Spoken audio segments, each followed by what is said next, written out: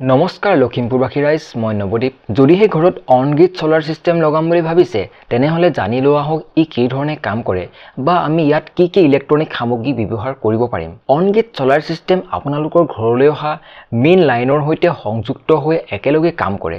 ইয়াত কোনো ধৰণৰ বেটাৰী প্ৰয়োজন নহয় সেইবাবে আপোনালোকে ঘৰত ব্যৱহৃত সকলো ধৰণৰ ইলেক্ট্ৰনিক সামগ্ৰী আপোনালোকে অন-গ্ৰিড সোলাৰ সিস্টেমৰ সৈতে ব্যৱহাৰ কৰিব পাৰিব যেনে আপোনালোকৰ পানী motor induction washing machine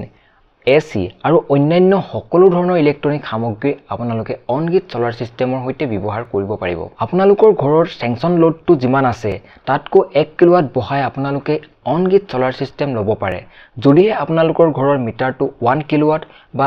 1 কিলোৱাটৰ সেংচন load হয় তেনেহলে আপোনালোকে মিনিমাম 2 কিলোৱাটৰ অন-গ্ৰিড সোলাৰ সিস্টেম ল'ব পাৰে যদিহে আপোনালোকৰ সেংচন লোডটো 2 কিলোৱাট বা 3 কিলোৱাটৰ হয় তেনেহলে মিনিমাম আপোনালোকে 3 কিলোৱাটৰ অন-গ্ৰিড সোলাৰ সিস্টেম ল'ব পাৰে অধিক তথ্যৰ বাবে আমাৰ সৈতে এতিয়াই যোগাযোগ কৰক